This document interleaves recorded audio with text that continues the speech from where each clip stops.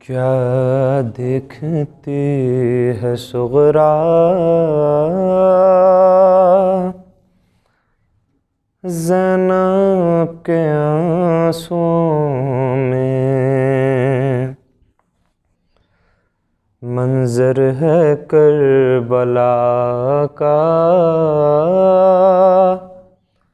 زینب کے آنسوں میں،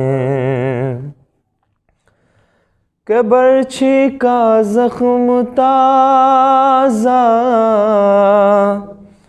تا زندگی رہے گا، برچھی کا زخم تازہ تا زندگی رہے گا، اکبر کا ہے کلیجہ زینب کے آنسوں میں۔ کیا دیکھتی ہے صغرا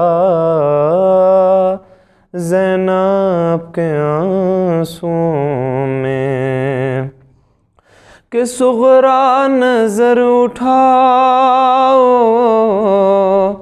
قاسم کا حال دیکھو،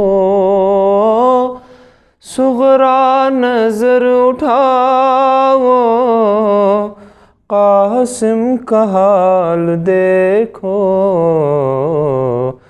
بکھرا ہوا ہے لاشا زینب کے آنسوں میں۔ کیا دیکھتی ہے صغرا زینب کے آنسوں میں۔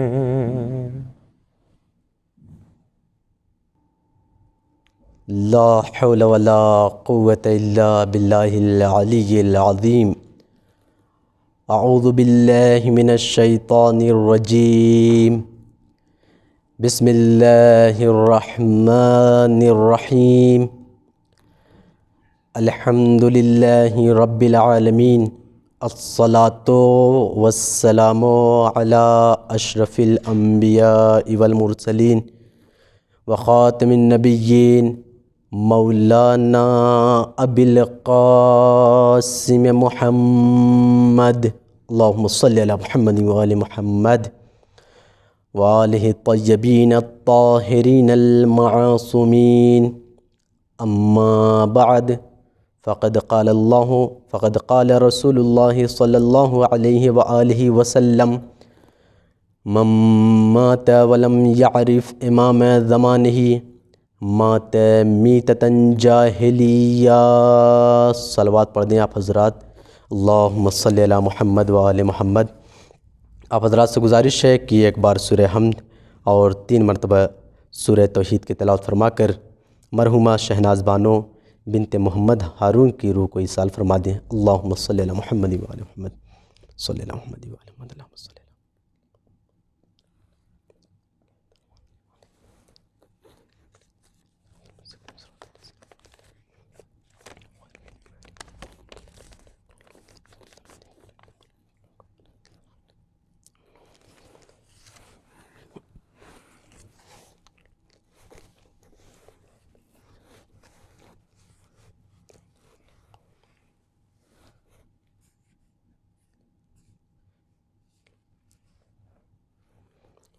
اللہم صلی علی محمد وآل محمد۔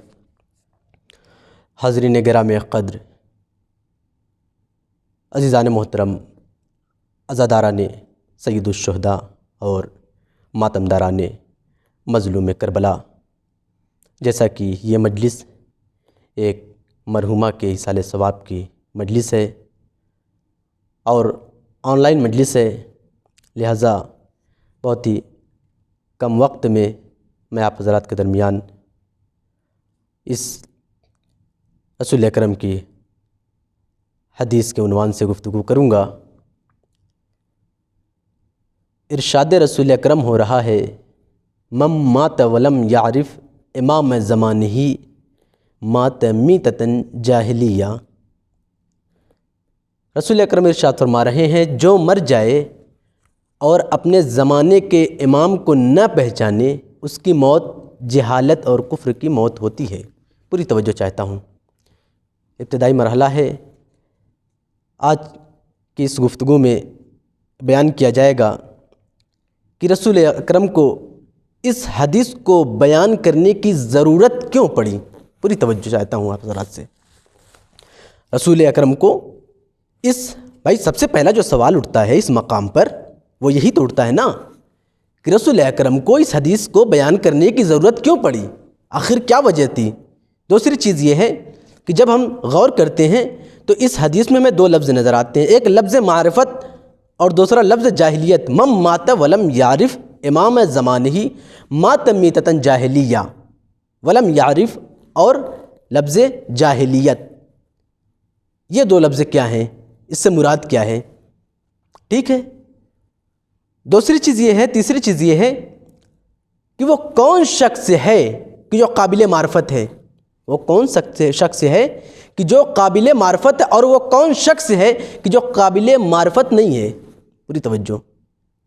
چوتھی چیز یہ ہے کہ معرفت امام کیوں ضروری ہے، امام کی معرفت کیوں ضروری ہے۔ پوری توجہ۔ میں نے عرض کیا پہلی چیز یہ ہے کہ رسول اکرم کو اس حدیث کو بیان کرنے کی ضرورت کیوں پڑی۔ کیا رسول اکرم یہ دیکھ رہے تھے اپنی حیات میں، کیا رسول اکرم قیامت تک کے حالات کو دیکھ رہے تھے کہ میری شہادت کے بعد میری امت کے درمیان ایک بہت بڑا اختلاف پیدا ہونے والا ہے، ایک بہت بڑا مسئلہ پیدا ہونے والا ہے، کہ جس بنا پر رسول اکرم نے کہا کہ جو مر جائے اور زمانے کے امام کو نہ پہچانے اس کی موت جہالت کی موت ہوتی ہے۔ میں نے عرض کیا کیا رسول اکرم یہ دیکھ رہے تھے اپنی حیات طیبہ میں کہ میری شہادت کے بعد امت کے درمیان ایک بہت بڑا مسئلہ کھڑا ہونے والا ہے، ایک بہت بڑا اختلاف پیدا ہونے والا ہے؟ جی رسول اکرم یہ دیکھ رہے تھے، اور قرآن نے بھی اس کی طرف اشارہ کیا۔ قرآن مجید کا 30واں پارہ سورہ نبا، اما یتساءلون عن النبأ العظیم الذی ہم فیہ مختلفون۔ اما یتساءلون، یہ لوگ آپس میں کس چیز کے بارے میں سوال کر رہے ہیں؟ خداوند عالم قرآن مجید میں کہہ رہا ہے یہ لوگ آپس میں کس چیز کے بارے میں سوال کر رہے ہیں؟ اما یتساءلون عن النبأ العظیم، ایک بہت بڑی خبر کے بارے میں، ایک بہت بڑی خبر کے بارے میں بات کر رہے ہیں، سوال کر رہے ہیں۔ الذی ہم فیہ مختلفون، کہ جس میں اختلاف ہے، جس میں اختلاف ہے۔ رسول اکرم اپنی حیات میں یہ دیکھ رہے تھے، قیامت تک کا یہ جائزہ لے رہے تھے کہ جیسے ہی میری شہادت ہوگی، میری شہادت کے بعد امت کے درمیان ایک بہت بڑا اختلاف پیدا ہوگا۔ کس مسئلے سے اختلاف؟ بھائی قرآن کیا کہہ رہا ہے؟ اما یتساءلون عن النبأ العظیم الذی ہم فیہ مختلفون۔ عن النبأ العظیم، ایک بہت بڑے خبر کے بارے میں یہ لوگ سوال کر رہے ہیں، الذی ہم فیہ مختلفون، کہ جس میں اختلاف ہے۔ بھائی یہاں پر نبأ عظیم سے مراد کیا ہے؟ یا رسول اللہ آپ ہی بتا دیں نبأ عظیم سے کیا مراد ہے؟ اس لیے کہ قرآن آپ کے سینے پر اترا تھا، ہم کسی اور سے نہیں پوچھیں گے۔ یا رسول اللہ آپ بتائیں نبأ عظیم سے مراد کیا ہے کہ جس کے بارے میں لوگ سوال کرتے ہیں، جس کے بارے میں ایک بہت بڑا اختلاف پیدا ہونے والا ہے؟ عجب نہ رسول جواب دے، نادان ابھی کہاں تک سو رہا تھا؟ میں نے تو آج سے 1400 سال پہلے ہی یہ بیان کر دیا تھا کہ نبأ عظیم سے مراد ولایت علی ابن ابی طالب ہے۔ نبأ عظیم سے مراد ولایت علی ابن ابی طالب ہے، معرفت امام۔ رسول اکرم نے ارشاد فرمایا جو مر جائے اپنے زمانے کے امام کو نہ پہچانے اس کی موت جہالت کی موت ہوتی ہے۔ بات واضح ہو گئی۔ رسول اکرم جان رہے تھے، اپنی حیات میں یہ دیکھ رہے تھے میری شہادت کے بعد امت کے درمیان ایک بہت بڑا اختلاف ہونے والا ہے، جس کی طرف قرآن نے بھی اشارہ کیا ہے۔ نبأ عظیم الذی ہم فیہ مختلفون، یہ ایک بہت بڑی خبر، بہت بڑی خبر کیا ہے؟ یہی ہے ولایت علی ابن ابی طالب، کہ جس کے درمیان اختلاف ہونے والا ہے۔ لہذا رسول نے آگاہ کر دیا، رسول نے آگاہ کر دیا لوگوں یاد رکھنا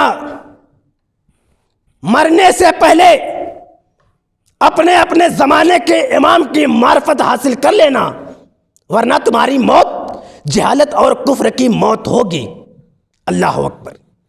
مرنے سے پہلے اپنے اپنے زمانے کے امام کو پہچان لینا، اس کی معرفت حاصل کر لینا۔ متوجہ ہے نا آپ؟ آئیے اس کے بعد آتے ہیں۔ میں نے عرض کیا کہ جب ہم اس حدیث میں غور کرتے ہیں ہمیں دو لفظ نظر آتا ہے، ایک ہے لفظ معرفت اور دوسرا لفظ جہالت، جاہلیت۔ تیسری چیز یہ تھی کہ وہ کون شخص ہے کہ جو معرفت کے قابل ہے اور وہ کون شخص ہے کہ جو معرفت کے قابل نہیں ہے۔ ابھی میں اس کے بارے میں بحث کروں گا آگے چل کر۔ اور معرفت امام یعنی کیا، اس سے مراد کیا ہے؟ بھائی معرفت امام کیوں ضروری ہے؟ پوری توجہ۔ اس سے پہلے میں معرفت کے معنی کو بیان کرتا چلوں تاکہ بات واضح اور روشن ہو جائے کہ معرفت کسے کہتے ہیں، معرفت کیا ہے۔ مثال کے طور پہ بات واضح ہو جائے، معرفت کے لیے ایک جملہ عرض کر رہا ہوں۔ معرفت یعنی کیا؟ مثلا آپ کو نہیں پتا کہ میرا سب سے قریبی دوست کون ہے، آپ نہیں جانتے کہ جو میرا سب سے قریبی دوست ہے اس کا نام کیا ہے، آپ کو اس کی معرفت نہیں ہے، پہلی چیز۔ دوسری چیز، آپ نہیں جانتے کہ میرا جو سب سے قریبی دوست ہے وہ کہاں کا رہنے والا ہے، آپ کو نہیں پتا۔ اس کا رنگ کیا ہے، آپ کو نہیں پتا۔ اس کے بچے کتنے، آپ کو نہیں پتا۔ اس کے صفات کیا ہیں، آپ کو نہیں پتا۔ کیوں؟ اس لیے کہ اس کی معرفت نہیں ہے، آپ اس کا نام ہی نہیں جانتے، اس کی شخصیت سے واقف ہی نہیں ہے۔ پوری توجہ۔ جب تک اس معرفت لفظ کو حل نہیں کیا جائے گا، واضح نہیں کیا جائے گا، تب تک بات سمجھ میں آنے والی نہیں ہے۔ معرفت کیا ہے؟ لیکن جیسے ہی میں نے کہا کہ جو میرا سب سے قریبی دوست ہے، مثال کے طور پہ فرض کریں، جیسے ہی میں نے کہا کہ میرا جو سب سے قریبی دوست ہے اس کا نام حسین ہے، میرا جو سب سے قریبی دوست ہے اس کا نام حسین ہے۔ اب جیسے ہی آپ نے اس لفظ حسین کو سنا، فوراً اس میرے دوست کے بارے میں آپ کو سب سے پہلی معرفت ہوئی۔ متوجہ ہے نا آپ؟ اب آپ کے درمیان جو سب سے پہلی معرفت میرے دوست کی ہوئی وہ کیا ہے؟ وہ یہ ہے کہ آپ کو اس شخص کا نام پتہ چل گیا۔ معرفت یعنی پہچان، جاننا، شناخت کرنا۔ آپ نے اسے پہچان لیا، جان لیا۔ کس اعتبار سے؟ اس کے نام کے اعتبار سے کہ میرا جو سب سے قریبی دوست ہے اس کا نام حسین ہے۔ اب میں نے کہا کہ وہ دہلی کا رہنے والا ہے، اب آپ کو دوسری معرفت ہوئی اس شخص کے بارے میں کہ وہ شخص دہلی کا رہنے والا ہے۔ اب آپ نے دو چیزیں جانی اس شخص کے بارے میں، ایک کہ اس کا نام حسین ہے، دوسرا یہ کہ وہ دہلی کا رہنے والا ہے۔ میں نے کہا اس کا رنگ گندمی ہے، اس کا رنگ گندمی ہے۔ یہ تیسری معرفت ہو گئی اس شخص کے بارے میں، ٹھیک ہے نا؟ بات پہنچ رہی ہے آپ لوگ تک؟ یہ تیسری معرفت ہو گئی ہے۔ میں نے کہا کہ وہ شادی شدہ ہے، اس کے دو بچے ہیں، دو بیٹے ہیں، ایک بیٹا ہے اور ایک بیٹی ہے۔ معرفت ہوتی رہی۔ جیسے جیسے میں اس کے بارے میں اس کے اوصاف اور صفات کو بیان کرتا چلا جاؤں، آپ کو اس شخص کی معرفت بڑھتی چلی جائے گی۔ غور فرمایا آپ نے؟ آپ کو میرے دوست کی معرفت نہیں تھی۔ بھائی جو لفظ استعمال کیا ہے رسول اکرم نے کہ جسے امام کی معرفت نہ ہو اس کی موت جہالت کی موت ہوگی، میں نے عرض کیا میرا جو سب سے قریبی دوست ہے، مثال کے طور پہ آپ کو اس کی معرفت نہیں تھی، آپ اسے نہیں پہچانتے تھے، آپ اس کو نہیں جانتے تھے، لیکن جیسے ہی میں نے کہا کہ اس کا نام حسین ہے، فوراً ایک معرفت آپ کو ہو گئی۔ میں نے کہا وہ دہلی کا رہنے والا ہے، فوراً دو معرفت آپ کو ہو گئی۔ میں نے کہا کہ اس کی شادی ہو گئی ہے، فوراً تین معرفت آپ کو ہو گئی۔ میں نے کہا اس کے دو بچے ہیں، ایک بیٹا ہے ایک بیٹی ہے، چار معرفت۔ میں اوصاف اور صفات کو گناتا چلا گیا، آپ کو اس شخص کی معرفت بڑھتی چلی گئی۔ عزیزان محترم غور کیا آپ نے، پیغمبر اسلام جب اس زمین پر آئے تھے، جب اس گلدستہ کائنات پر تشریف لائے تھے، اس وقت کا زمانہ اتنا جاہلیت کا زمانہ تھا، اتنا جاہلیت کا زمانہ تھا کہ لوگ جہالت کے سمندر میں غرق تھے، پانی کے بہاؤ کے خلاف تیرنے کی کوششیں کر رہے تھے، لوگوں کے ہاتھوں میں جہالت کی زنجیریں جھنکار رہی تھیں، پاؤں میں جہالت کی بیڑیوں نے جکڑا ہوا تھا، لوگ جہالت کے سمندر میں غرق تھے۔ پیغمبر اکرم جب اس گلدستہ کائنات پر آئے، انہوں نے دیکھا یہ لوگ 365 خداؤں کی پرستش کر رہے ہیں، پوجا پاٹ کر رہے ہیں، اس کی عبادت کر رہے ہیں۔ رسول اکرم نے ان تمام خداؤں کا جائزہ لیا، اور جائزہ لینے کے بعد مشرکین مکہ اور کفار مکہ سے مخاطب ہو کر یہ جملہ کہا، معرفت کا سب سے پہلا کلمہ پڑھوایا، قولوا لا الہ الا اللہ تفلحوا، کہو خدا ایک ہے کامیاب ہو جاؤ گے۔ معرفت کا سب سے پہلا درجہ پیغمبر اسلام نے مشرکین مکہ اور کفار مکہ کے درمیان بیان کیا، کلمہ حرف لا کے ذریعے سے۔ لا کے معنی نہیں ہے، پیغمبر نے یہ نہیں کہا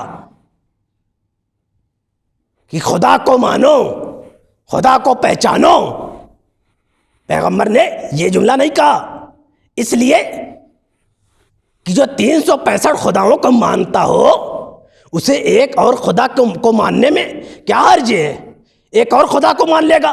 لیکن نہیں، پیغمبر نے کہا لا الہ الا اللہ، حرف لا حرف عربی کا ہے جس کا معنی ہے نہیں، انکار، لا الہ الا اللہ، اللہ کے سوا کوئی معبود نہیں۔ پیغمبر نے کہا حرف لا معرفت کا، خدا کی معرفت کا سب سے پہلا درجہ پیغمبر نے بیان کیا۔ غور کیا آپ نے، اتنا جاہلیت والا زمانہ تھا کہ لوگ جہالت کے سمندر میں غرق تھے، پانی کے بہاؤ کے خلاف تیرنے کی کوششیں کر رہے تھے۔ پیغمبر اسلام نے مشرکین مکہ اور کفار مکہ کے درمیان آ کر ان تمام خداؤں کا انکار کیا کہ جسے وہ پوجتے تھے، پرستش کرتے تھے، جس کی عبادت کرتے تھے، اور یہ فقرہ کہا قولوا لا الہ الا اللہ تفلحوا، کہو خدا ایک ہے کامیاب ہو جاؤ گے، فلاح پا جاؤ گے۔ عزیزان محترم، لیکن رسول اکرم کی شہادت کے بعد اب یہ کون بتائے آنے والی قوم کو کہ خدا کیسا ہے، اس کے اوصاف کیسے ہیں، اس کے صفات کیسے ہیں؟ متوجہ ہے نا؟ اب رسول اکرم کے بعد وہ کون بتائے کہ خدا کیسا ہے، اس کے اوصاف کیسے ہیں، اس کے صفات کیسے ہیں، اس کے افعال کیسے ہیں؟ بھائی وہی شخص بتائے گا نا کہ جو خدا کو پہچانتا ہو، جو خدا کو جانتا ہو۔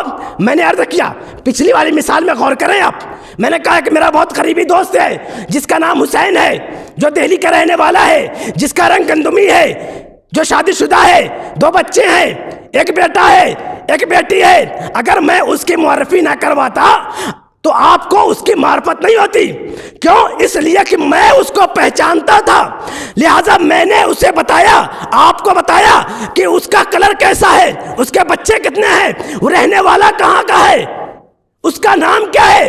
تو بھائی رسول کے بعد اب وہ کون ہے کہ جو اس مسئلے کو حل کرے، خدا کی معرفت کروائے، خدا کو پہچانوائے، خدا کی معرفی کروائے؟ چلو آؤ رسول سے ہی پوچھ لیتے ہیں، یا رسول اللہ آپ ہی بتا دیجئے کہ آپ کی شہادت کے بعد وہ کون ہے کہ جو خدا کو پہچانتا ہو؟ عجب نا، رسول جواب دے، نادان ابھی تک کہاں سو رہا تھا؟ ارے میں نے تو پہلے ہی کہہ دیا تھا، خدا کی قسم اے علی، ارے خدا کو کسی نے نہیں پہچانا، یا میں نے پہچانا یا تم نے پہچانا۔ اب اگر خدا کو رسول کے بعد کوئی پہچانوائے گا وہ تو ذات علی ہے، وہ ذات علی ہے، علی کے علاوہ کوئی پہچانوانے والا نہیں ہے۔ ہاں عزیزان محترم، یہی نہیں رسول نے مزید کہا اے علی، ارے آپ کو کسی نے نہیں پہچانا، یا میں نے پہچانا یا خدا نے پہچانا۔ یہ ہے کمال علی۔ من مات ولم یعرف امام زمانے ہی مات میتۃ جاہلیہ، جو مر جائے اپنے زمانے کے امام کو نہ پہچانے اس کی موت جہالت کی موت ہوتی ہے. یہ ہے زمانے کا امام. غور کیا جانا محترم آپ نے.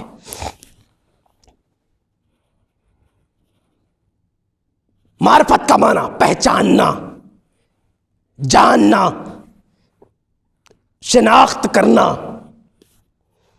میں نے عرض کیا کہ میں 2 چیزوں کو عرض کروں گا کہ اس حدیث میں جو لفظ معرفت اور لفظ جاہلیت آیا ہے اس کا تعلق کہاں سے ہے، اور اسی کے ذیل میں وہ کون شخص ہے کہ جو قابل معرفت ہے اور وہ کون شخص ہے کہ جو قابل معرفت نہیں ہے. بس ان 2 چیزوں کو عرض کرنا ہے، گفتگو تمام کر دوں گا. سب سے پہلے لفظ معرفت کو دیکھتے ہیں، اس کے بعد لفظ جاہلیت کو دیکھیں گے. معرفت کیا ہوتی ہے؟ معرفت کیا ہے؟ معرفت کا ذریعہ کیا ہے؟ معرفت کے بہت سارے ذریعے ہیں، جس میں سے ایک ذریعہ علم ہے. پوری توجہ چاہتا ہوں اس مقام سے. معرفت کا بہت ذریعہ ہے. ایک ذریعہ علم ہے. انسان علم کے ذریعے سے معرفت حاصل کرتا ہے. بھائی علم کیا ہے؟ علم کیا ہے؟ علم کہاں پیدا ہوتا ہے؟ علم کیسے پیدا ہوتا ہے؟ علم کی تعریف کیا ہے؟ علم کہتے ہیں، آسان سے لفظ میں اگر کہا جائے، کہ جو چیزیں انسان کے ذہن میں آ جائے وہ علم ہے. جو چیزیں انسان کی عقل میں آ جائے وہ علم ہے. اور یہ چیزیں 5 چیزوں کے ذریعے سے آتی ہیں، جسے حواس خمسہ کہا جاتا ہے. انسان دیکھ کر علم حاصل کرتا ہے، انسان زبان سے چکھ کر علم حاصل کرتا ہے، انسان اپنے ناک کے ذریعے سے سونگھ کر علم حاصل کرتا ہے، کان کے ذریعے سن کر حاصل کرتا ہے، ہاتھوں سے مس کر کے علم حاصل کرتا ہے. اسے حواس خمسہ کہتے ہیں. جب آپ کسی چیز کو مس کریں گے، مس کرنے کے بعد ایک صورت جو آپ کے ذہن میں بنے گی، مثلا کپڑا ہے، آپ دیکھ کر نہیں پہچان رہے، لیکن جیسے ہی آپ نے ہاتھ لگایا فوراً آپ کو سمجھ میں آ گیا یہ کون سی کنڈیشن کا کپڑا ہے، اس کی کوالٹی کیا ہے. یہ ایک علم ہی تو ہوا. تو یہ خبر کہاں تک پہنچی؟ آپ کے عقل تک، ذہن تک. تو یہ ہاتھ کے ذریعے سے علم. ٹھیک ہے، کھانے کا ذائقہ نہیں سمجھ میں آ رہا ہے، نمک کم ہے یا زیادہ، اس کا علم نہیں ہے آپ کو، لیکن جیسے ہی آپ نے زبان پر لگایا فوراً آپ کو علم ہو گیا. یہ علم کہاں پیدا ہوا؟ کہا آپ کی عقل میں. یہ ذریعہ بنا ہے. آنکھ سے دیکھ کر انسان علم حاصل کرتا ہے. سامنے سے 2 لڑکے آ رہے ہیں، پہچان لیتا ہے ایک میرا بچہ ہے اور وہ فلاں صاحب کا بیٹا ہے. لیکن اگر آنکھ ہی نہ ہو کسی کی نہیں پہچان سکتا، تو علم حاصل نہیں کر سکتا، چونکہ جو وسیلہ تھا وہ ختم ہے. تو معلوم یہ ہوا آنکھ کے بھی ذریعے سے انسان علم حاصل کرتا ہے. کان کے ذریعے سے سن کر 4-5 افراد ہیں پردے کے پیچھے سے بول رہے ہیں، چونکہ آپ ان کی آواز پہچانتے تھے پہلے سے. آپ نے جیسے ہی سنا سمجھ گیا کہ فلاں صاحب کی یہ آواز ہے، فوراً آپ کے ذہن میں ایک علم پیدا ہو گیا ہے نا. 5 ذریعہ علم حاصل کرنے کا. یہ تمام کی تمام چیزیں کہاں جاتی ہیں؟ علم پیدا کہاں ہوتا ہے؟ میں نے کہا عقل میں. انسان کے عقل میں جو چیزیں آ جائیں یہ علم ہے. میں نے کہا علم معرفت کا ایک ذریعہ ہے. پوری توجہ. علم معرفت کا ایک ذریعہ ہے. یہ 5 چیزیں جسے حواس خمسہ کہا جاتا ہے، اس کے ذریعے سے انسان جو علم حاصل کرتا ہے وہ علم کہاں پیدا ہوتا ہے؟ کہا انسان کی عقل میں. تو معلوم یہ ہوا کہ علم کا مرکز انسان کی عقل ہے، معرفت کا مرکز انسان کی عقل ہے. تو اب جتنا انسان کی عقل میں علم ہوگا انسان اتنا ہی غور کرے گا. میں جملہ عرض کر رہا ہوں، انسان کے عقل میں جتنا علم ہوگا انسان اتنا غور کرے گا، انسان اتنی ہی فکر کرے گا، انسان اتنا ہی تفکر کرے گا، انسان اتنا ہی تدبر کرے گا، انسان اتنا ہی تعقل کرے گا. اور جتنا فکر کرے گا اتنی اسے معرفت ہوگی. پوری توجہ. انسان کے عقل میں جتنا علم ہوگا انسان اتنا ہی غور کرے گا، انسان اتنا ہی فکر کرے گا. اور جس مقام پر انسانوں کی فکر ختم ہو جائے وہاں سے علی کی فکر کا آغاز ہوتا ہے. جہاں سے انسانوں کی فکر ختم ہو جائے وہاں سے علی کی فکر کا آغاز ہوتا ہے. غور کیا آپ نے؟ انسانوں کے اندر جتنا علم ہوگا انسانوں کو اتنی ہی معرفت ہوگی اور آگے بڑھتے ہیں۔ تو معرفت کا ایک ذریعہ علم بھی ہے، بات واضح ہو گئی۔ اب آئیے، جو لفظ جاہلیت اس حدیث میں استعمال ہوا ہے، میں نے 3 چیزوں کو بیان کیا۔ ایک یہ کہ رسول اکرم نے اس حدیث کو کیوں بیان کیا، آخر اس کی ضرورت کیوں پیش آئی، معرفت والی حدیث کو کیوں بیان کیا۔ دوسری چیز، معرفت کا معنی کیا ہے، اس کا مفہوم کیا ہے، انسان معرفت کس طریقے سے حاصل کرے، اور امام کو پہچاننا کیوں ضروری ہے، اس کی معرفت کیوں ضروری ہے۔ میں نے عرض کیا، رسول اکرم نے ارشاد فرمایا کہ خدا کو کسی نے نہیں پہچانا، یا میں نے پہچانا یا علی نے پہچانا۔ تو جب تک ہم امام کو نہیں پہچانیں گے تب تک ہم خدا کو نہیں پہچان سکتے۔ رسول ہمارے درمیان نہیں ہے، رسول کے بعد جب تک انسان امام کو نہ پہچانے اس وقت تک خدا کو نہیں پہچان سکتا۔ رسول نے صاف صاف بیان کیا ہے، صاف صاف اعلان کر دیا، خدا کو کسی نے نہیں پہچانا، یا میں نے پہچانا یا علی نے پہچانا۔ اب اگر خدا کو پہچاننا ہو تو علی کو پہچانو۔ یہی نہیں، مزید ارشاد فرمایا علی کو کسی نے نہیں پہچانا، یا میں نے پہچانا یا خدا نے پہچانا۔ غور فرما رہے ہیں آپ، علی کو کسی نے نہیں پہچانا، یا میں نے پہچانا یا خدا نے پہچانا۔ اب اور آگے بڑھتے ہیں۔ میں نے کہا لفظ جاہلیت یہ کیا ہے؟ جاہل یعنی کیا؟ جاہل ہم کسے کیسے کہتے ہیں؟ کیا دنیا کی ہر شے جاہل ہے؟ دنیا کی کیا ہر شے جاہل ہے؟ دیوار کو ہم جاہل کہیں گے؟ کیا ہم دیوار کو جاہل کہیں گے؟ نہیں۔ کیوں؟ اس لیے اس کے اندر استعداد علم نہیں ہے۔ ہم کسی دیوار کو جاہل یا عالم نہیں کہہ سکتے، کیوں؟ اس کے اندر خداوند عالم نے استعداد علم نہیں رکھا۔ کسی حیوان کو، حیوان ناطق کے علاوہ ہم جاہل نہیں کہہ سکتے، کیوں؟ اس کے اندر استعداد علم نہیں ہے۔ غور فرمایا آپ نے؟ کسی دیوار کو آپ اندھا کہہ سکتے ہیں؟ کسی دیوار کو کیا آپ اندھا کہہ سکتے ہیں؟ بہرا کہہ سکتے ہیں، اندھا نہیں کہہ سکتے، کیوں؟ اس کے پاس آنکھ ہی نہیں ہے۔ اگر کوئی دیوار کو اندھا کہے تو وہ خود اندھا ہے، دیوار اندھی نہیں ہو سکتی۔ غور فرمایا آپ نے؟ آپ کسی دیوار کو عالم یا جاہل نہیں کہہ سکتے، اس لیے اس کے اندر عقل نہیں ہے، استعداد علم نہیں ہے، علم حاصل کرنے کی قوت نہیں ہے، حواس خمسہ نہیں ہے، عقل نہیں ہے، جس کی بنا پر ہم اسے عالم یا جاہل نہیں کہہ سکتے۔ جہل کے مقابلے میں علم آتا ہے۔ علم کیا ہے؟ یعنی کسی چیز کے اندر ملکہ کام پایا جانا، موجود ہونا، علم کہلاتا ہے۔ اب کسی شخص کے اندر اگر ملکہ ہو، علم ہو، تو ہم اسے عالم کہیں گے۔ عدم ملکہ کو جہل کہا جاتا ہے۔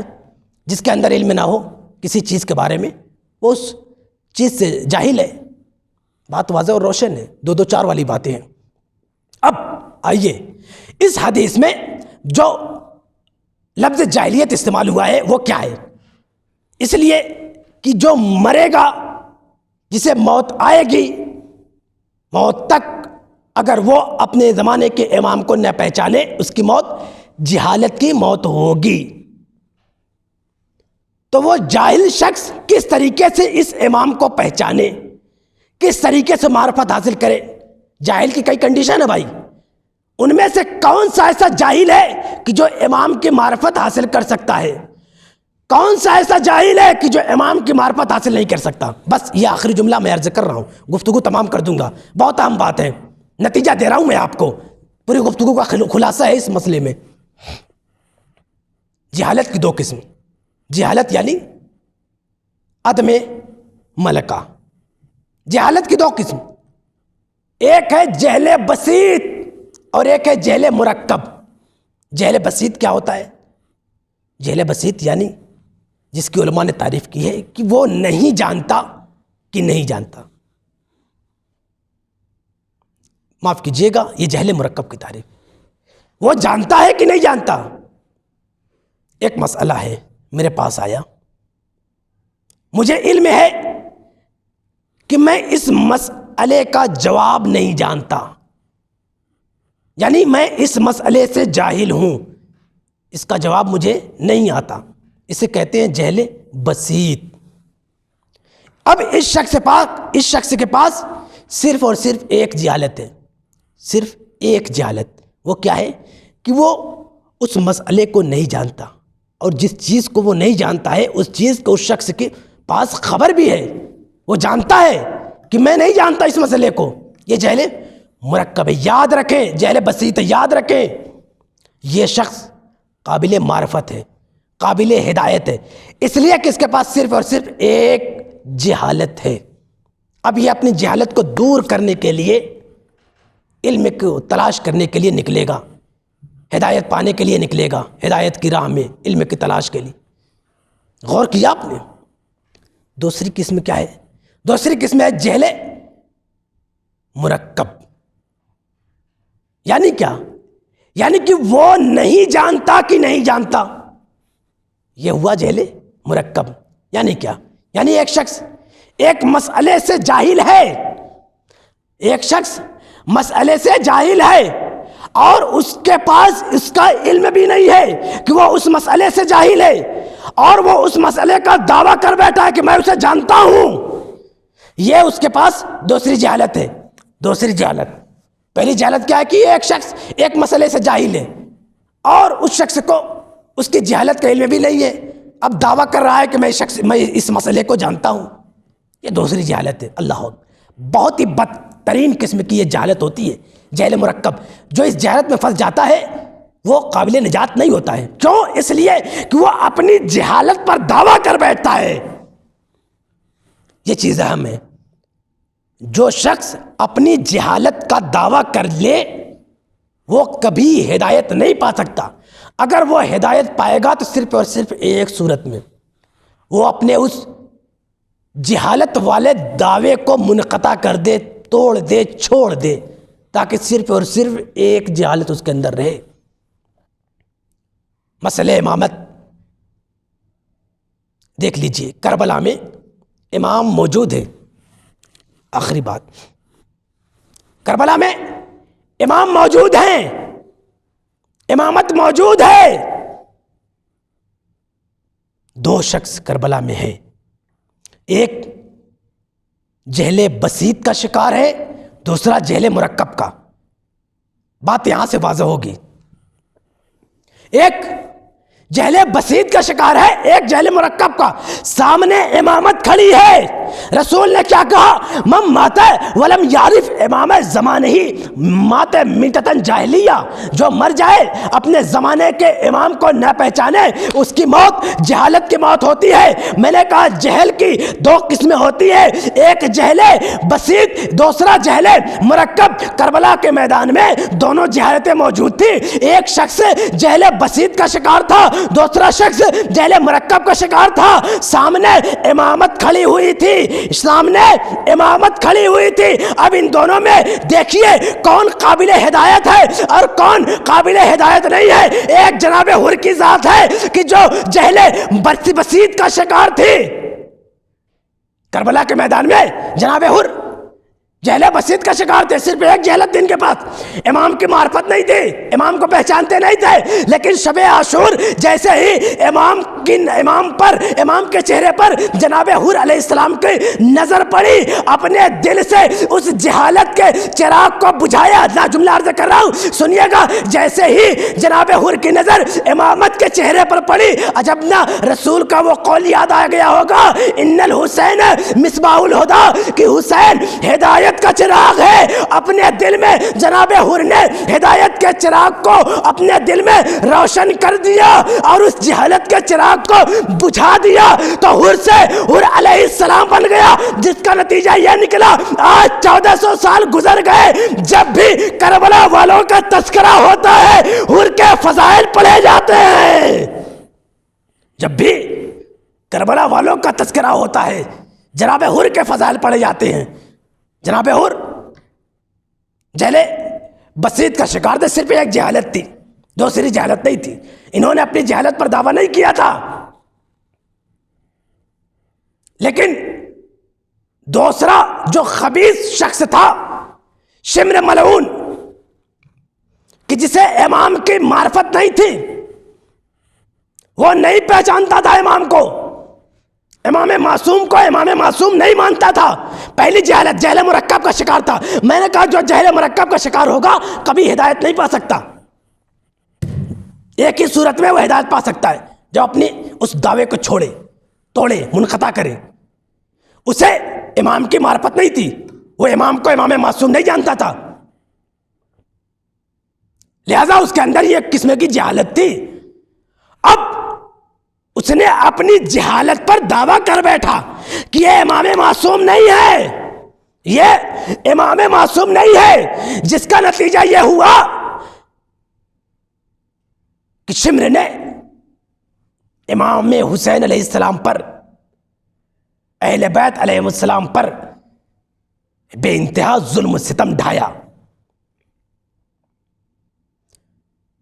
جو اپنی جہالت کا دعویٰ نہ توڑے وہ کبھی بھی ہدایت نہیں پا سکتا، بلکہ اس زمانے میں وہ کبھی شمر بنتا ہوا نظر آئے گا، کبھی یزید بنتا ہوا نظر آئے گا، کبھی بھی وہ ہدایت نہیں پا سکتا۔ جہل، بس آخری جملہ،